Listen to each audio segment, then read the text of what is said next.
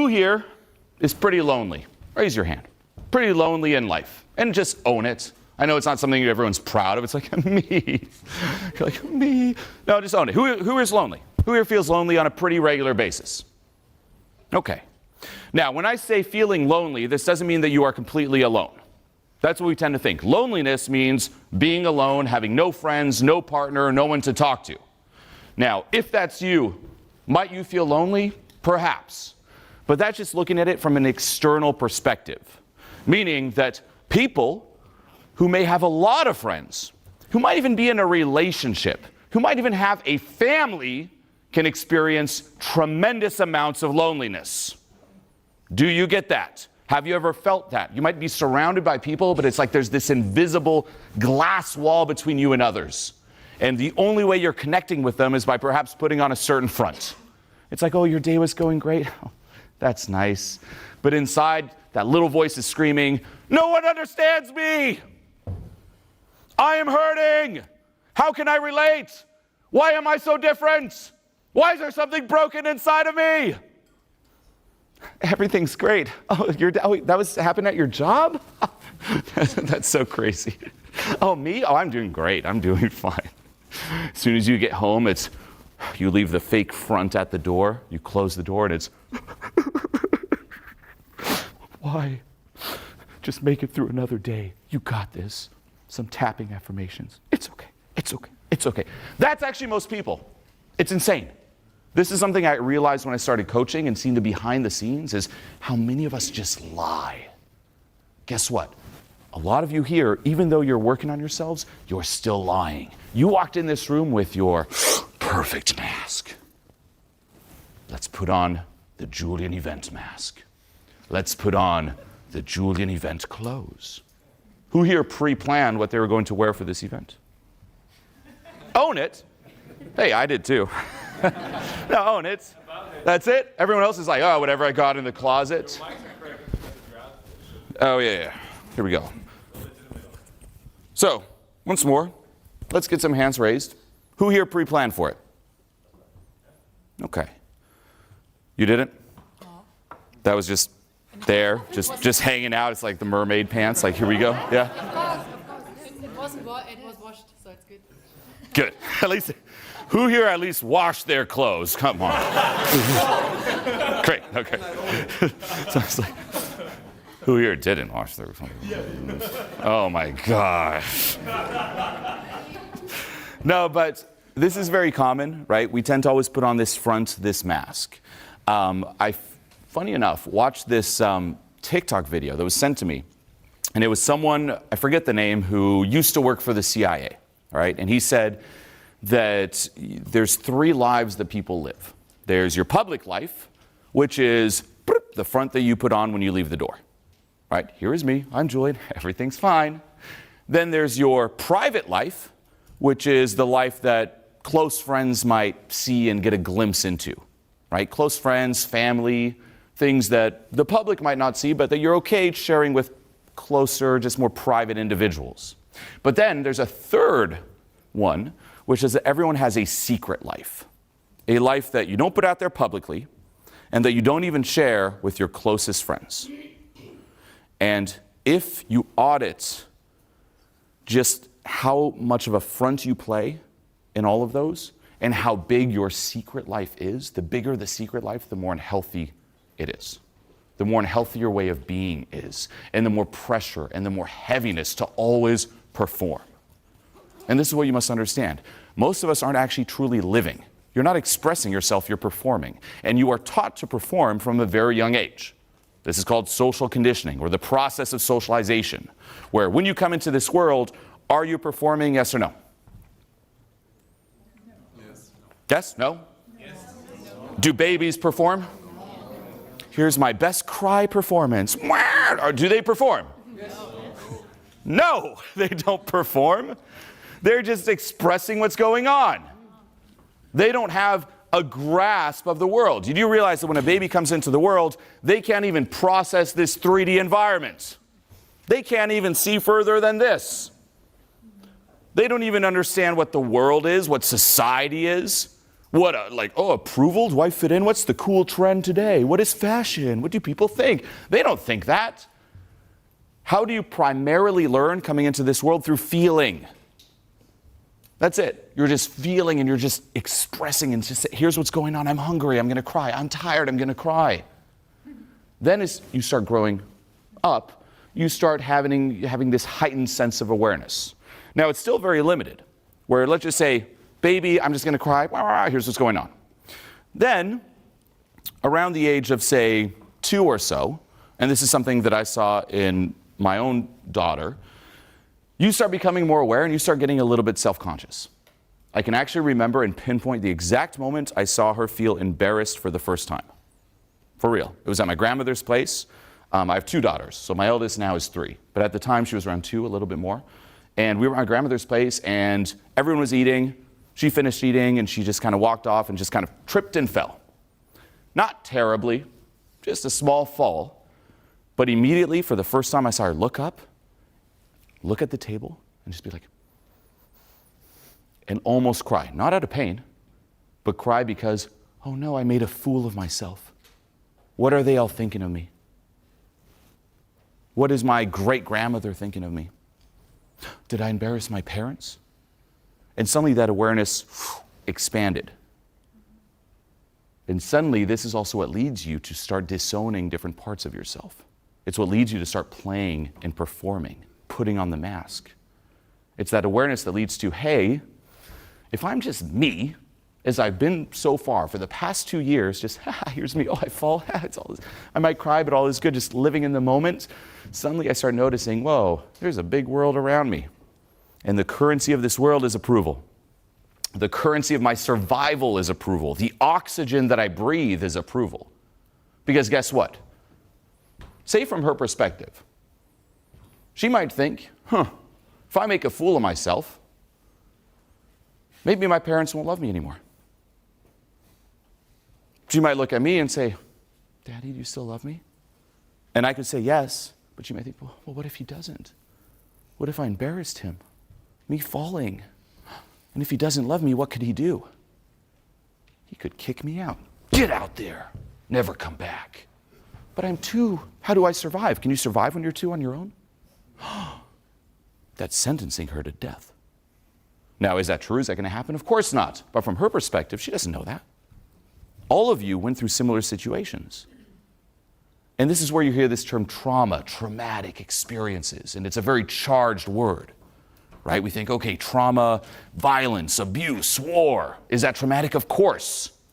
But what we fail to also realize is that that's viewing trauma from your adult's perspective. But trauma depends on the person, the perspective they have at the time. Hey, her falling down, thinking that she could be disapproved of and perhaps abandoned and die, well then it's not just falling down, it's, I almost died right now. It's a life or death situation. Her survival instinct will kick in. How do we cope with this? How do we deal? Getting lost in a grocery store. I'm lost. I'm going to die. You might think as an adult, what do you mean? Just lost a grocery store. Kid doesn't know that. Getting laughed at in class. A kid's perspective, the classroom's the world. You don't think beyond that. Did you think, when you were, say, 3, 4, 5, 6, about how big the world is and there's all these countries and so on and so forth? No, you just thought, am I popular in school, in my class? Do the teachers like me? Am I the favorite student? Do the other kids like me? I also see this in my daughter here. All she talks about is the other kids she sees at school. That's it. That's her reality. It's my family and school. That's it. So if you get, say, mocked in school, it's the same as getting kicked out of the world here as an adult. Like what if someone said, okay, get out of society, go. I'm going to die. That's what they feel. They also overblow things because they just don't have that understanding. They're young, they're learning. So situations that might seem very plain and just like, it's nothing to us as an adult, for a child it's very different. And when your survival is at risk, when being you threatens your survival, that's what leads to creating a split within, and that's when the performing starts. let that land. When being you, being yourself, being whole threatens your survival, well, then you're going to cope. You're going to pretend. If being loud, say some teacher's like, hey, shh, don't be so loud. Maybe even the teacher's like, hey, could you be quiet? But you might interpret that as, shut up! What's your name? Tell me your name! I'm Micah. Not you, you right there. You who's too even shy to answer. Don't even answer for him. What's your name, sir? My name is Jan. Jan. Why are you so shy? None of that shyness in my class. Everyone, look at this guy. So shy. Now even notice, as an adult, you see that response. Now, come on up, Jan. Give him a hand, everyone. Come on up. Okay. Here you go. Hold this. Now, I wasn't going to bring him up. I was just going to use as an example where, just to finish my point, so we're going to see what's going on here. If, say, that happens in class and we interpret that way, like, hey, shut up, what are you going to do? Well, me being loud could get me kicked out of the class and the world. So the part of me that is loud, I'm going to disown it. I'm not going to embody it. That's not me. Now, say time passes, here you are as an adult. Scream as loud as you can. Scream as loud as you can. Hey! See? Look at that. Now, we might think, and this is also dumbed down mainstream advice, hey, if you're not too loud, you just need some tips and tricks. You just need to work on your tonality, you know? A couple little techniques might help. Now, is that better than nothing? Sure. But it never actually gets to the root cause, which is that screaming here, even though logically looking at this, would anything happen if you scream as loud as possible? Yes or no? No. Are you going to die? No. No. Are people going to rush it like, get him, he screamed. Like, that's not going to happen. It's not threatening your survival, but it feels that way. Why? Because it's the same younger, it's Jan? Yep. Yeah, younger Jan that surfaces and says, hey, being loud did threaten our survival as a kid. And we've been resisting it for so long. It's like locking the part of you that's loud in the closet, thinking that if I ever open this closet, I die. Now, the longer you spend keeping that monster in the closet, the scarier it is to open it, right? So you've been fearing it. How old are you? You're 23. 23. 23 years. Let's just say 21 if it happened at 2. 21 years. Don't open that closet. Don't open it. Don't open it. Don't open it. Here you are. It's like, come on, open it. Scream. And it will feel terrifying to start opening it. This is also what it means when you hear the term getting triggered. It triggers that same fear of death, that same resistance that happened earlier on. But this is also when you hear me say, face fears bluff. Meaning, go back to the child fear, right? There's a monster in the closet. There's a monster. A lot of us still believe that as adults, but when it comes to ourselves, every part of you opening that closet is going to feel like the monster's about to jump out. You're going to be like, I got to face the bluff. It's a bluff. It's a bluff. You got to remind yourself it's a bluff. And every bit of you even opening it, like, you're like, oh no. Oh, there was nothing there. That is what it feels like, and ultimately an illustration of what it means to free yourself from the past and to re-own parts of you that you locked up. All of you locked up parts of you. Now, even on a self-worth, self-esteem level, no wonder you don't feel whole here today. No wonder it's difficult to just relax and just be everything that is you if there's all these parts of you you're just trying to lock up and avoid. Right? We'll keep getting to you, don't worry. But say this is you, the entirety of you. What we do is we all create this split. Here's the acceptable me that gets approval, that gets rewarded in society, and here's the unacceptable me. Okay, being loud threatened my survival here, so that's where I'm going to put being loud. Oh, speaking my opinion, let me actually start people-pleasing. Oh, this thing happened that was just an experience that was too overwhelming, right? That's also a traumatic experience, an experience that's just unacceptable. Acknowledging that it happened even threatens your survival, which is also the process of dissociation. Never happened, traumatic experience. Anything that is labeled as unacceptable gets placed here. So no wonder very few people feel good enough, right? Because to feel good enough, you have to feel that being everything that is you is okay. But we're taught and conditioned that, you know what, I'm not born good enough. There's all this defect shit in me. I'm only good enough when I'm this part of me, not this. And then we spend our lives trying to compensate. We try to overblow this, getting approval and money, so on and so forth, chasing success, looking at society. What are all the little check marks I need to get? Oh, I need to travel and post that on Instagram. I need a lot of followers. I need to be with a bunch of partners. I need to get married. I need kids. Maybe kids will help compensate for this. But it doesn't matter what you do, you're still compensating. And then there's always the fear of someone seeing through this front and truly seeing you, which is also why a lot of people feel very afraid of intimacy. Not just sexual intimacy, but just being seen. Screaming as loud as you can, by the way, or being charismatic also means being very vulnerable, being intimate. The same as singing. Why are people scared to sing? Because it's something that's very intimate. So you must reach a point, if you also want to feel at home with yourself, back even to loneliness, here it's like, being only half of me is okay. So you're not even there for yourself fully. It's not about trying to compensate, it's about dissolving this split and re-owning the parts of you, the aspects of you that you disowned. Now, there's a whole process for this. This is a whole 8, 16, 20-hour breakdown, a full step-by-step method. I call this transformation mastery, which is what I teach. But one external technique that can help tremendously, because a lot of what you disown, by the way, you can't just become aware of it like that. You've locked it up. There's that famous saying in the self-help world, there's what you know, there's what you don't know, and there's what you don't know you don't know. That's where a lot of that is. But one technique on the external side that can help is the formula that I teach my client that goes action, trigger, release, repeat. You can write this down. Action, trigger, release, repeat. I teach this to my clients, and that's what we're going to do with you. Meaning, you're going to take an action on the external side, the links to re-owning and embodying parts of you or a part of you that you disowned. By taking that action, say, scream as loud as you can. You feel it. It's going to trigger the resistance around it. But when something is triggered, it's when something that was previously deeply buried in your subconscious came up closer into the surface. And it's easier to become aware of it. And then you can release some of that resistance and tension around it. And the more you follow this, action, trigger, release, repeat. Action, trigger, release, repeat.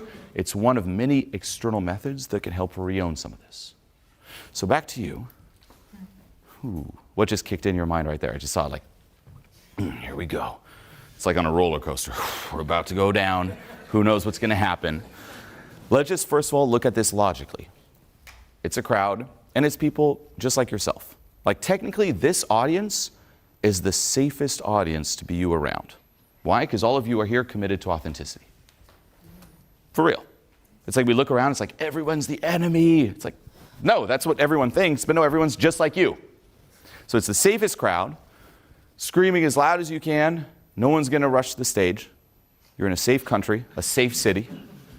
It's weird that public speaking tends to be one of the greatest fears that people have, right? If you logically look at it, just be loud. But it feels like you're about to jump off this plane or on this roller coaster. That is also how you can identify when you're triggered, by the way. When your response is disproportionate to reality. Meaning, what's actually scary has nothing to do with what's out here. But it's something about this situation is poking at that door, and there's the monster, and you're going to have to face the bluff.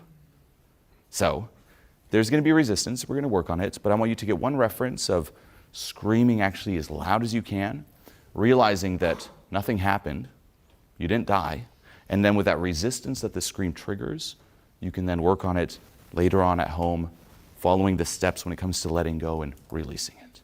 So back to you. Go. Was that as loud as you can? I guess a bit more. Well, I'm asking you, would you rate that, say, 10 out of 10 loud? Like 8. 8. Okay. Well, we asked for a 10, right? Give us a 10. Was that a 10? 9. Okay. Are you still close with your family, your parents? Who do you really care about? My mother. Your mother? Say there was your mother and she's being robbed right now, and there's someone who has a gun, and you have to scream for help. Is that how loud you'd scream? Help! Hilfe! Is that like your max scream? It's like if you don't scream for help, it's not going to be good. Help! She's right there. Your mom's right there. It's like, you ready? 3, 2, 1. Help! Help. Help! Even your mother is like, it's Jan? Jan? Yeah. She's like, Jan! Say something! Do something! Please! Please! Jan! Help! I love you, son, but do you love me? They need to hear you outside the room. Louder! Louder! Help!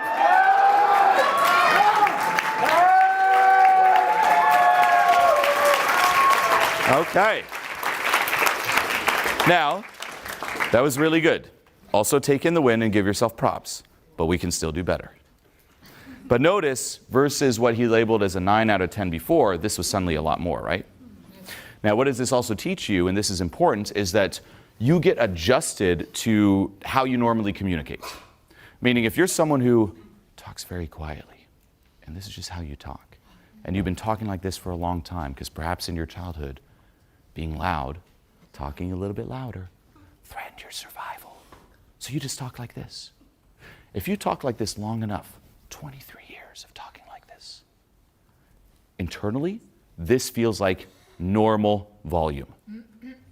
So screaming, if I'm always talking like this, just doing this, inside my head feels like I'm screaming.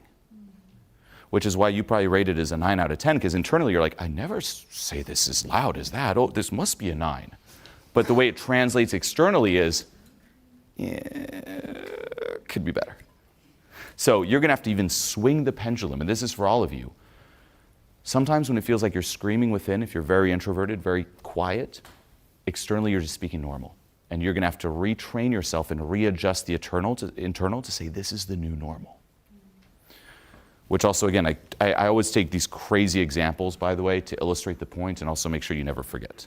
Like, it's crazy, right? You're like, oh, I'm screaming as loud as I can. Really? Well, if someone's life was on the line, is that how loud you'd scream? Well, no, I'd go way louder. So you could actually do more. Now, let's go a bit more. And here's what we're going to do. We're going to go back and forth. Meaning I'm also going to scream, but every time I scream, I want you to scream louder than me. Okay? Yeah. So we can start quiet if you want, but every time we go louder, louder, louder, louder, louder. Okay? This will also help. Why? Because me screaming gives him permission. Do you get that? Where it's like, even with the crowd, if all of you joining in before clapping also gives him permission to be louder. It's okay. It's like if someone screams first, you're like, well, if they did it, nothing happened to them, I can do that too and nothing will happen to me. It is on the external side, to be clear, so you'll still have to internally dive deep, but it can help get you that reference. Okay? So you start, I'll top you and keep topping me. Help! Let's just say, hey. Hey! Say otherwise. The help is good, but if imagine both of us are like, help, help, the staff's gonna run in, like, what's going on? Hotels calling the police. So let's just do a hey, okay? So, Hey! hey, Hey! hey. Hey! So you got to top me, remember, let's close. Hey! Hey! Hey! Hey! Hey! Hey! Hey! Even more. Top yourself. Top yourself. More. Put your body. Hey, louder. Hey! Now, we're going to do one last twist on this. So notice even the difference giving permission, right? Now notice what he thought was 9 out of 10 before was actually a 2 out of 10, right? Went to 2 out of 10. Then it went up when you clapped at first, probably 5, 6. And now we shot up to around an 8, 9. But I still want a 10. Now for the 10, and why I'm saying it's not a 10 out of 10 is that there's still some tension in the body. So it's the difference between And there's a famous book, David R. Hawkins, Power versus Force.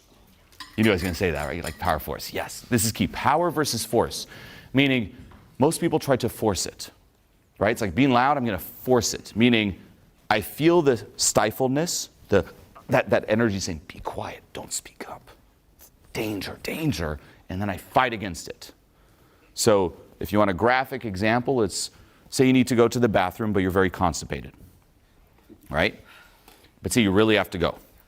What do people do? They're constipated, can't speak, and then they try to force it, and a little something comes out.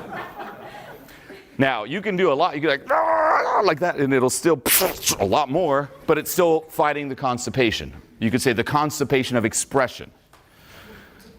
That's what I'm saying. It's still tense. So that's you. You're kind of like that. As opposed to diluting it. And that's true power. For real. There's a difference even in the way I talk. And once more, I use extreme examples so that you will never forget this. Trust me, you think of expression now, you're like, oh, no, I can't stop thinking of the little spaghetti string. But there's a difference, say, between me saying, hey, everyone, how's it going? Do you like how loud I am right now? Now I'm trying to fake it, but it's like, you even notice the difference in the texture. Hey! Hey! Right? As opposed to, so, hey!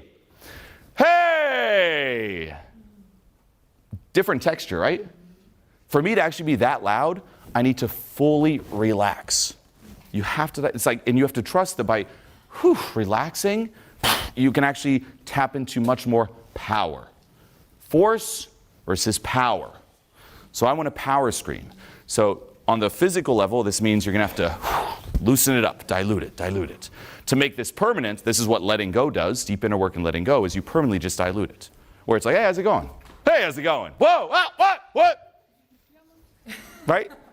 I can be loud, and I can be quiet, but it's still from this foundation of relax. Like, hey, this is me. Like, we could be chilling, having dinner. Like, hey, you have a good day? Yeah? You're like, oh, don't call me up. I'm not going to call you up. See any good movies lately? Oh, wow. What did you see? Kingdom of Heaven. I started watching it. What one? What? Kingdom of Heaven. Kingdom of Heaven? Kingdom of Heaven? Yeah, man! Look at that. Right? So it's ultimately, it's allowing yourself, the same with being everything that is you. On an expression level, it's the same thing. It's if you want to be loud, you can be loud. If you want to be quiet, you can be quiet. But the difference between, say, being quiet, yet still being charismatic, is that quiet people, and this might also appeal to those of you who might also be on the more introvert side, which, by the way, I'm extremely introverted. My default is very introverted. My Myers-Briggs personality test is INTJ. That's me. People always think, you must be so extroverted. You don't understand us. I'm one of you. But I've been working on myself since 2006. So it's been quite some time, right? It's like 17 years plus at this point.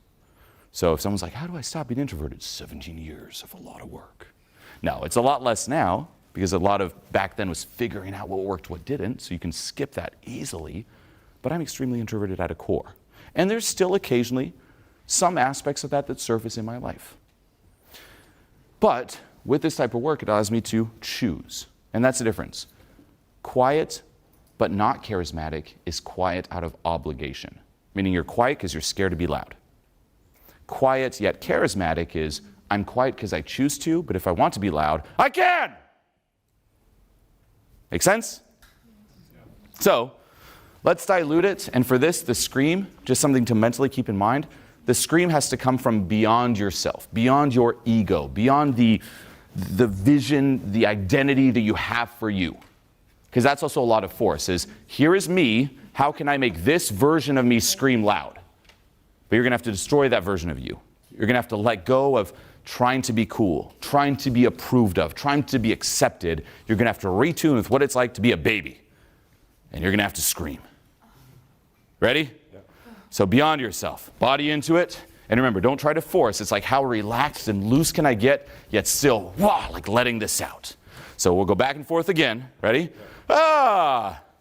Hey. Louder than me. Ah! Ah! Ah! Ah! Keep it going on your own. Ah! Come on. More. Like the loudest you scream. Body into it. Relax. Come on. You're tensing up again. You got to still have the intention to go louder. You've stagnated. You went and then right? Like you can even tap into temporarily. You don't want to rely on this as a source of motivation. But you can tap into this anger motivational fuel, right? So there's different motivational fuels. Think of a car, right? You can put different fuel in it. Well, a lot of people rely on fear. That's like the lowest level. It's like, here's some fear. If I'm scared, I'll take action. People might procrastinate because the longer you procrastinate, the scarier it gets, and finally you can drive your car and take action. Above fear, though, there's anger. And that's not anger where you're self-attacking and disempowering yourself, but it's a type of anger where you're like, you know what? Enough! Like some of you probably even experience some of this when you're seeing this. You're like, just come on, right? Like you just want to take, it's like, just come on, man, just do it. Like that. Now, then above that, there's also desire, and then ideally it's purpose and love. But there are different motivational fuels. It doesn't mean that you must always be one. Aim to rely on the highest ones, but at times you can rely on the lowest ones if needed. Okay, you can compare fear as like drinking a super sugary Red Bull drink. Will it give you energy? Yeah, what if you do that every day? Not good. But it does work, and you can temporarily, if needed, rely on it. Anger is like drinking a big coffee. Better than the Red Bull, but you also don't want that to be your default. Desire would be like drinking tea. And then say purpose or love is like having a good night's sleep. Right? So ideally you want to make that your foundation, but you can still tap into the lower ones when needed. The one I want you to tap into is like get a little riled up, a little mad at yourself, but not self-attacking, not disempowering. Where someone could be mad and they're like, oh, screw this, I suck, I'm angry at me, and it leads to non-action. Another person, they use every time it's like, say, not loud enough, it's like, again, no, I'm not giving up, again. I will use it all just to fuel me to just be more of me. I want some of that in you. There might be some resistance there too. Do you often get mad in life? Yeah. You do? Yeah. Okay. Well, let's see. Let's top yourself. This time it's just you. Louder every single time. What hey you are? Hey! Hey! Hey!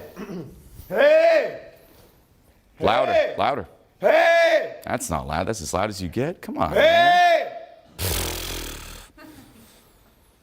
Get mad. Get mad. Do it. Better. Keep going. Hey! You can do more. I'm Hey! not impressed. Hey!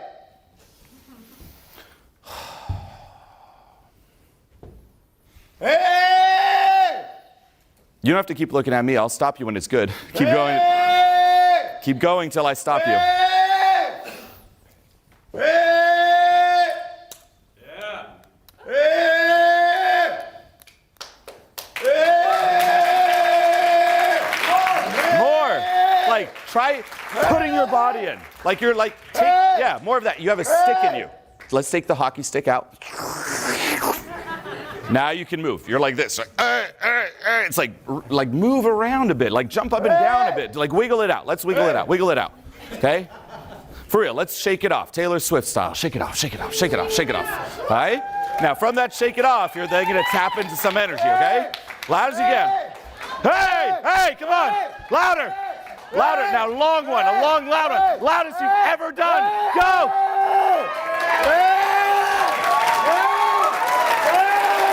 Yes!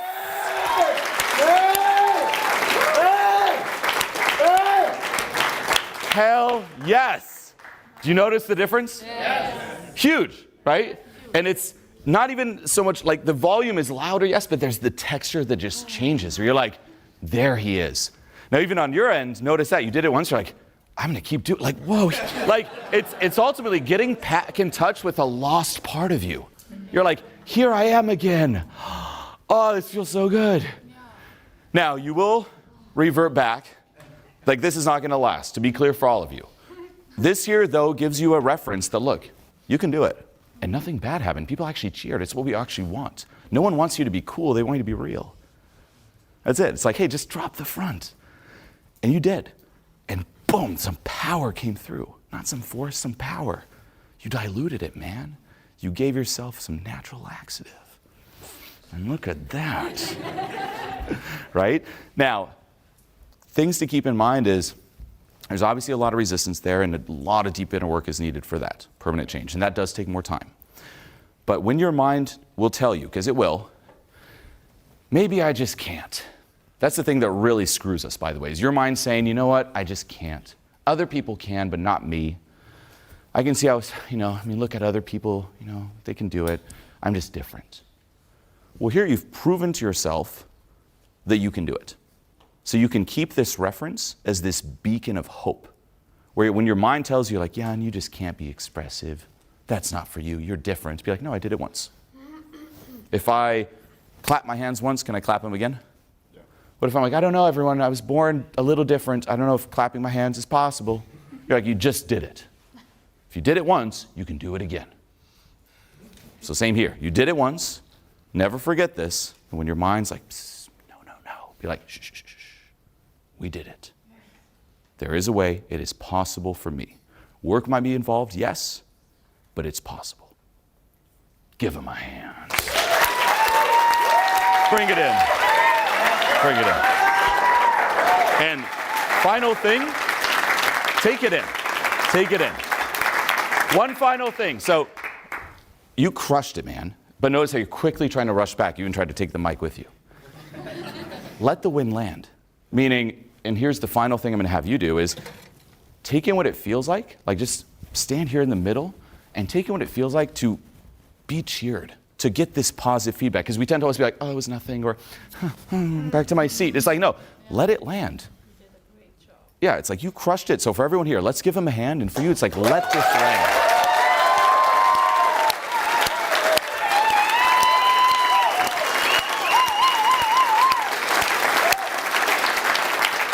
Beautiful.